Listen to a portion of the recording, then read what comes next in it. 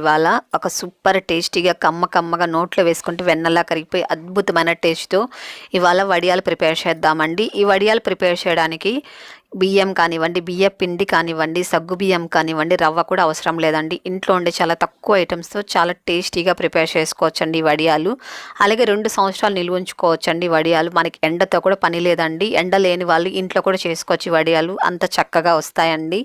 Taste అయితే మట్టుకు అద్భుతంగా ఉంటాయండి.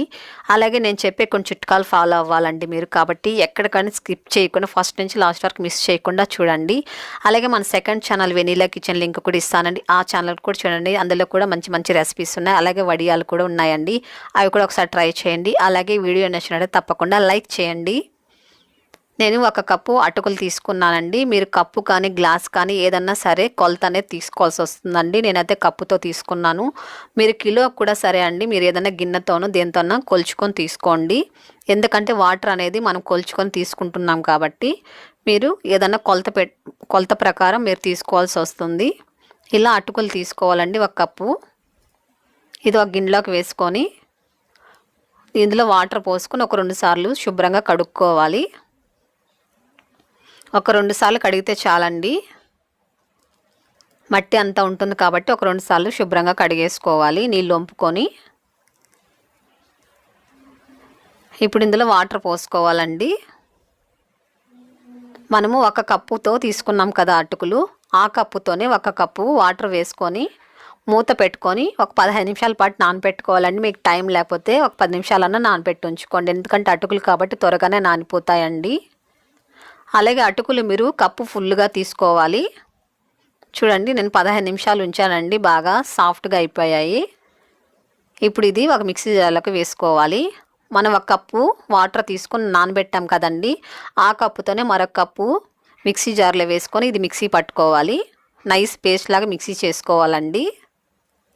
మీరు కావాలంటే కాస్త రవ్వలా కూడా మిక్సీ పట్టుకోవచ్చు, మీకు ఎలా కావాలంటే అలా మిక్సీ పట్టుకోవచ్చు అండి. ఇది ఒక గిన్నెలోకి తీసేసుకోవాలి. చాలా సింపుల్ ప్రాసెస్ అండి, ఎవరైనా సరే ఈజీగా చేసుకోవచ్చు. అలాగే మనము 1 కప్పు నానబెట్టాం కదండి అటుకులతో వాటర్ వేసి, అలాగే 1 కప్పు మిక్సీ పట్టుకున్నాం కదా వాటర్ వేసి, అలాగే ఇప్పుడు 3 కప్పులు తీసుకోవాలండి. ఈ కప్పుతో 1 కప్పు అటుకులకి 5 కప్పులు వాటర్ అండి. 1 కప్పు అటుకులకి 5 కప్పులు వాటర్ తీసుకోవాలి. ఇదే అండి కొలత. మీరు కిలోకైనా కూడా సరే ఏ కప్పుతో అయితే మీరు అటుకులు కొలుచుకుంటారో ఆ కప్పుతోనే 5 కప్పులు తీసుకోవాలి. ఇందులో తగినంత సాల్ట్ వేసుకొని ఒక 1/4 టీ స్పూన్ వంట సోడా యాడ్ చేసుకోవాలండి. ఇది మనము కలుపుకోవాలంతా. సాల్ట్ అనేది చూసుకొని వేసుకోవాలండి. ఆరిపోయిన తర్వాత వడియాలు ఉప్పు అనేది ఎక్కువ ఉంటుందండి, కాబట్టి కాస్త తక్కువగానే వేసుకోండి. మర్చిపోకుండా ఎక్కువ వేసేసారనుకోండి ఆరిన తర్వాత ఉప్పు ఎక్కువ అయిపోతుందండి, కాబట్టి జాగ్రత్తగా మీరు ఉప్పు అనేది వేసుకోండి చూసుకొని. ఇప్పుడు ఇందులో కారం యాడ్ చేసుకోవాలి. ఇలా నేను పచ్చిమిరపకాయలు తీసుకున్నానండి, మీరు పచ్చిమిరపకాయల బదులు ఎండుమిరపకాయలు కూడా తీసుకోవచ్చు. ఇది కడిగేసుకొని మిక్సీ జార్లో వేసుకొని ఇలా మిక్సీ పట్టుకోవాలి. కాస్త కచ్చాపచ్చగా మిక్సీ చేసుకోవాలి. ఇప్పుడు మనం గంజి కాచుకుందామండి. ఇది స్టవ్ పైన పెట్టుకొని గిన్నె హై ఫ్లేమ్లో పెట్టుకొని ఇది కలుపుతూ ఉండాలండి, లేకపోతే ఉండలు కట్టేస్తుంది. కాబట్టి ఇలా కలుపుతూ ఉన్నారంటే ఒక 10 నిమిషాల మనకు గంజి అనేది ఈజీగా రెడీ అయిపోతుంది. ఇది చాలా సింపుల్ ప్రాసెస్ అండి, ఎవరైనా సరే ఈజీగా చేసేసుకోవచ్చండి. ఇప్పుడు క్యారెట్ తీసుకోవాలి. మీరు గంజి ఎంత కాచుకుంటారో దాన్ని బట్టి క్యారెట్ ఎక్కువ తక్కువనే తీసుకోవాలి. నేను 1 తీసుకున్నానండి. పైన తొక్క అంతా తీసేసుకొని శుభ్రంగా కడుక్కొని ఇలా కొబ్బరి తురుముతో తురుముకోవాలి. మనం క్యారెట్ వేయడం వల్ల చాలా టేస్టీగా ఉంటుందండి. అలాగే వడియాలు కూడా మంచి కలర్ఫుల్గా ఉంటాయి. ఇలా తురుముంచుకున్న తర్వాత ఇప్పుడు చూడండి బాగా దగ్గరకు వచ్చేసింది గంజి అంతా. ఇప్పుడు సిమ్లో ఉంచుకోవాలండి. గంజి బాగా దగ్గరకు వచ్చిన తర్వాత మీరు సిమ్లో ఉంచుకోవాలి. ఇందులో 1 టేబుల్ స్పూన్ జీలకర్ర యాడ్ చేసుకోవాలి. అలాగే మనం మిక్సీ చేసి పెట్టుకున్న పచ్చిమిరపకాయల పేస్ట్ కూడా వేసేసుకొని తురుముకున్న క్యారెట్ కూడా వేసుకోవాలి. మీరు కావాలంటే కొత్తిమీర కూడా వేసుకోవచ్చండి, కరివేపాకు కూడా వేసుకోవచ్చు. ఇది సిమ్లో పెట్టుకొని 3 నిమిషాల పాటు ఉడికించుకోవాలి. మీరు గంజి కాచే గిన్నె కాస్త ఘనంగా ఉండే గిన్నె తీసుకోండి, అప్పుడు అడుగు పట్టకుండా ఉంటుందండి. అడుగు పట్టిందనుకోండి గంజి అనేది స్మెల్ వచ్చేస్తుందండి, వడియాలు కూడా టేస్ట్ మారిపోతుంది. కాబట్టి కాస్త ఘనంగా ఉండే గిన్నె తీసుకోండి. స్టవ్ ఆపేసుకొని చూడండి బాగా దగ్గరకు వచ్చేసింది. గంజి అంతా బాగా ఉడికించుకోవాలండి. బాగా ఉడికితేనే గంజి అనేది వడియాలు చక్కగా వస్తాయండి. గంజి సరిగా ఉడకపోయినా కూడా సరిగా రావండి వడియాలు, కాబట్టి బాగా ఉడికించుకోవాలి. నేను ఇలా కవర్ పైన వేస్తున్నానండి. వేరే వాళ్ళు కూడా కామెంట్ పెట్టారండి మీరు కవర్ ఎక్కడ కొన్నారని చెప్పేసి. నేను కవర్ ఏం కొనట్లేదండి. ఇంట్లో శారీస్కి వస్తుంది కదండి కవరు, అది సైడ్లో కట్ చేసేసుకొని ఓపెన్ చేస్తామంటే పొడవుగా వస్తుందండి. అలాగే నేను 3-4 కవర్లు వేసుకొని నేను వడియాలు పెడుతున్నాను. ఇలా చిన్న గెరెట్ తీసుకొని వడియాలు పెట్టుకోవాలి. మనం గంజి కాచిన తర్వాత ఒక 10 నిమిషాల తర్వాత మనము వడియాలు పెట్టుకోవాలి. జస్ట్ 10 నిమిషాలు ఉంటే చాలండి, ఎక్కువసేపు కూడా అవసరం లేదండి. కాస్త గోరువెచ్చగా వేడిగా ఉండేటప్పుడు మనం వడియాలు వేసేసుకోవాలండి. మనము వడియాలనేది త్వరగానే వేసేసుకోవాలండి. ఎక్కువ టైం పెట్టకూడదండి గంజి కాచిన తర్వాత. ఎందుకంటే ఎక్కువసేపు పెట్టామనుకోండి చల్లగా అయిన తర్వాత వేసారనుకోండి అది కాసేపటికంతా వాటర్ లాగా అయిపోతుందండి. కాబట్టి మీరు ఒక 10 నిమిషాల తర్వాత కాస్త వేడిగా ఉండేటప్పుడే మీరు వడియాలు పెట్టుకోవాలండి.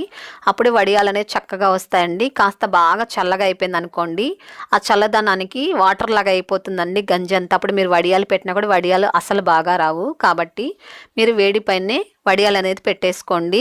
అలాగే మీరు మిద్దె పైన వడియాలు పెట్టుకోవాలండి. ఎండలో కూడా ఈ వడియాలు పెట్టుకోవచ్చండి, ఏం ప్రాబ్లం లేదండి.